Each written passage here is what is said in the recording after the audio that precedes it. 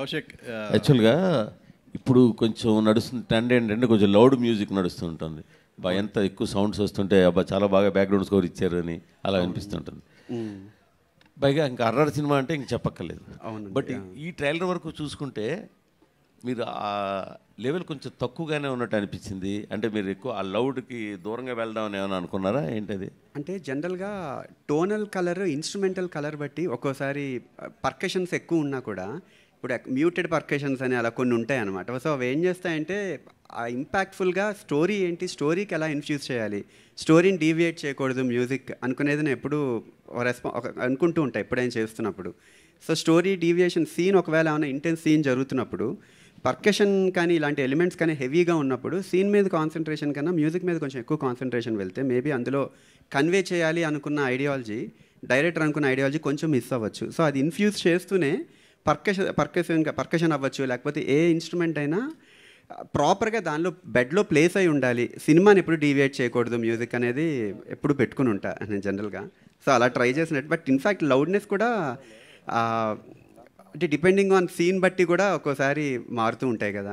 Loudness అయితే చాలా ఉంది ఇన్ఫ్యాక్ట్ సినిమా కంటెంట్లో వస్తున్నప్పుడు. హాయ్ కౌశిక్, ఈ దెయ్యం వాయిస్ త్రూ రేడియో ద్వారా వినిపించారు కదా, అంటే ఇది ఏమన్నా పీరియాడిక్ మూవీయా, ఎలా ప్రజెంట్ ఈ జనరేషన్లో నడిచే స్టోరీయా, పీరియాడిక్ మూవీ? ఎలా సినిమా ప్రజెంట్లో జరుగుతుంది సార్. కిష్కిందపురి అని ఒక ఫిక్షనల్ టౌన్లో ప్రజెంట్లో జరిగే కథ, కాకపోతే 1989లో స్టార్ట్ అయి ఉంటుంది కథ.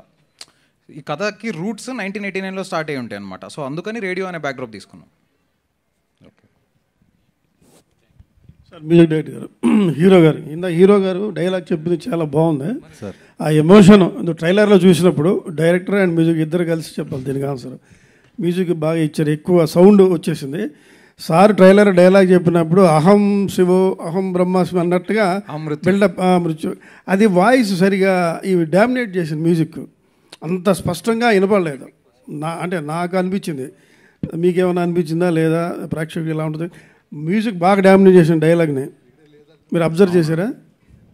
నాకు పర్సనలీ నాకు అనిపించలేదు సార్. అంటే బికాజ్ మేబీ మీరు ఒకసారి ఆన్లైన్లో కూడా చూడండి తర్వాత, బట్ డెఫినెట్లీ డైలాగ్ అయితే చాలా క్లియర్గానే ఉంటుంది సార్. ఓకే ఓకే, ఈ సౌండ్ బాగా వినపడింది డైలాగ్తో.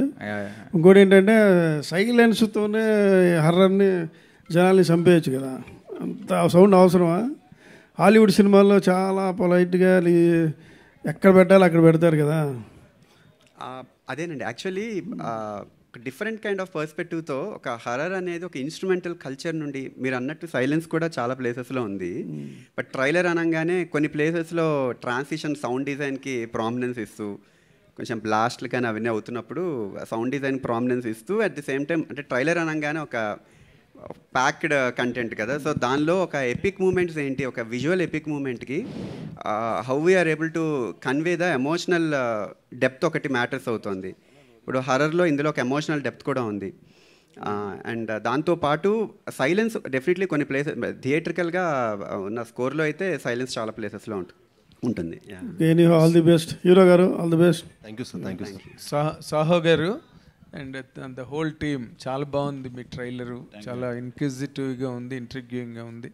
All the very best for the result.